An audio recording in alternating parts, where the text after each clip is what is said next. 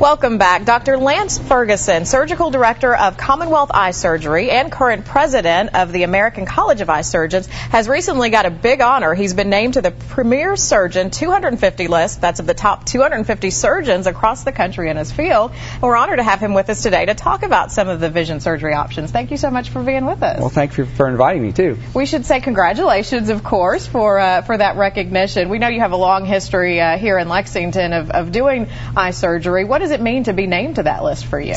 Well, it was a pleasant surprise for the first issue. This group is a think tank, and they're the group that are trying to tweak cataract surgery and make it much more like LASIK or refractive surgery. And we're trying to get the same results from this traditional cataract surgery that we get from the more modern LASIK surgery. And this group is a bunch of innovators, and it was really I'm in fast company with this group, and they're really a talented bunch of physicians. Well, you mentioned some of the comparison between cataract surgery and LASIK. I know for years before, surgical options were more for correcting vision problems like cataracts, but now so many more people are looking for it for LASIK. Tell us about the options with that. Well, we often combine the two, even. Sometimes we'll actually take the cataract out and then tweak the cornea, try to make the vision a little bit better. In years gone by, people had marked vision loss from cataract surgery, and even with glasses correction, they were very happy afterward. But nowadays, we're trying actually to make it much more glasses independent as well. And we get the same wow factor from those patients as you do the mid-20 to 30-year-olds who have the LASIK.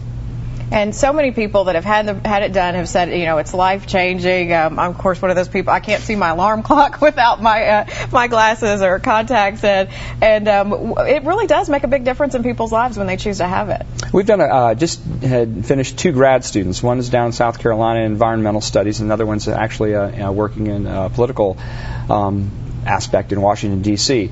And I've gotten letters from both of them already, first week out, how it is a life-changing scenario for them. They don't have, it saves me time in the morning, or I can actually see what's going on distance at this work project. And they seem so much energized. I've had people actually, karate counselors say that, you know, I feel empowered. You know, I can see so much better to do what I could do.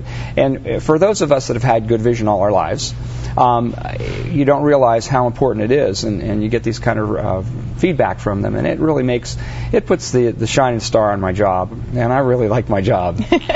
And those that may have a little bit of apprehension about it, you know, I mean, even people, some say they can't even put contacts in because they don't want to touch their eyes, and the thought of surgery can be a little bit, you know, cause some nervousness, but you've been doing this for a long time. Yeah, and if people weren't a little nervous, we'd wonder about them a little bit, but there's always the magic Valium, you know, as the Stones said, mother's little helper, and that tends to put all fears at allay, and they do quite well. It's actually, the procedure itself is very quick. It's the preparation and the worrying beforehand, and actually the majority of the procedure is done before we even get into the operating room.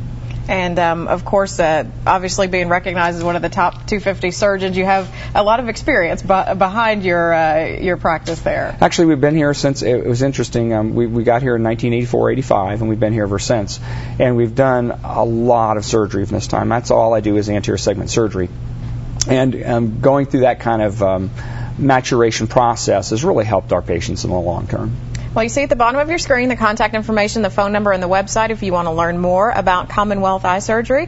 And thank you so much, Dr. Ferguson, for taking the time to share that with us, and congratulations again. Thank you, and thank you for inviting me. All right, glad to. We will be right back with a check of your forecast. Sunglasses are definitely what we need to protect our eyes today. Meteorologist Mary Watson is up next.